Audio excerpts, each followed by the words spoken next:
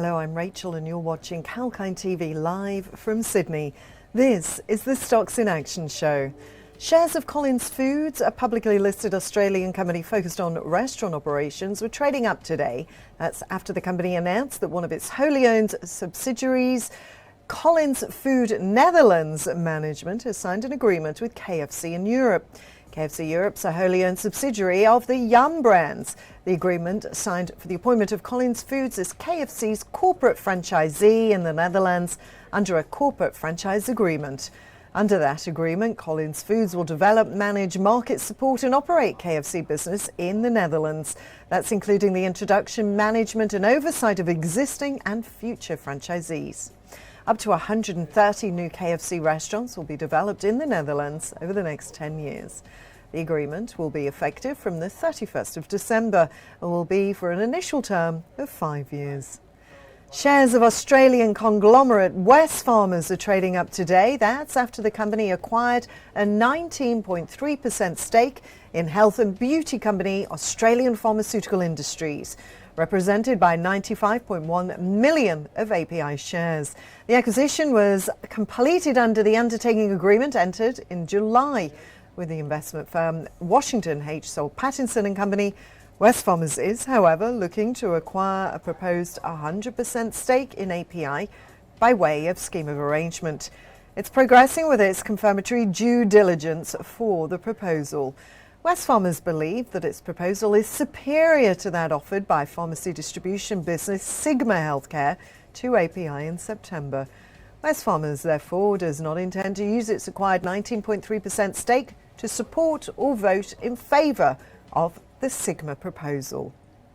The investment by the company is set to strengthen the competitive position of API and its community pharmacy partners.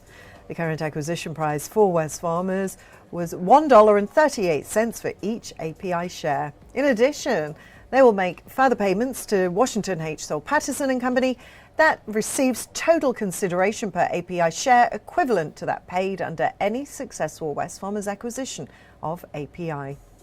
Shares of healthcare company Emyria were trading up as the company reported today that it had been invited to participate in the second cohort of Planeteer's Foundry Builders program. This was initiated to enable selected companies to access robust and highly secure data integration analysis software exclusively available to significant enterprises. Under the program, Emyria will have access to the full Planeteer Foundry stack, greatly enhancing Emyria's data infrastructure, security, integration and analysis capabilities.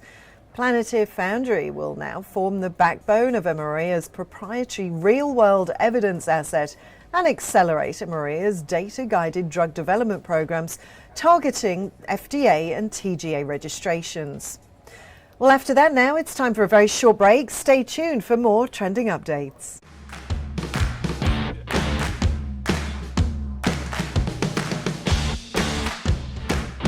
Tune in to stay updated while on the move. We will tell you where the crypto craze has reached, Where the property market is headed next. what the world is doing to become more environmentally friendly.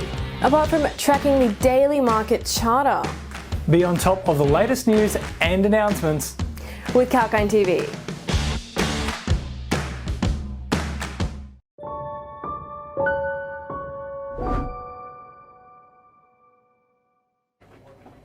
Hello and welcome back. I'm Rachel, live from Sydney, and you're watching the Stocks in Action show.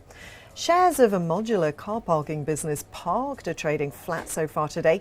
The company reported that it's registered Parked Construction as its new building contractor subsidiary in Western Australia and has employed registered building practitioner Simon Amos as General Manager of Construction. The new entity forms an important role in the development of Park to act as a head contractor to partner with other builders, subcontractors and its supply chain for the delivery of projects under industry standard contractual agreements. Simon Amos has held executive positions in Tier 1 building companies including John Holland, Broad Construction, BGC POSCO and at Fast Brick Robotics.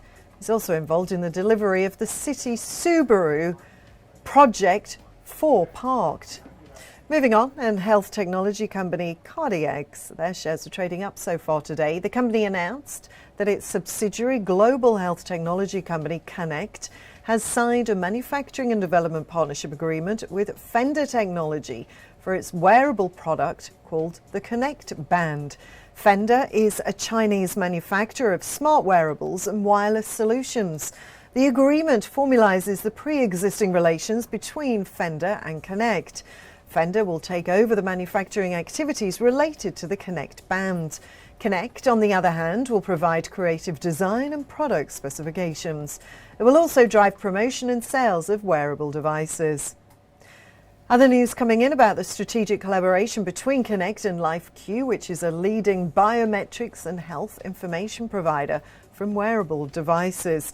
With this agreement, CardieX is expanding its footprint in China in anticipation of Connect wearables.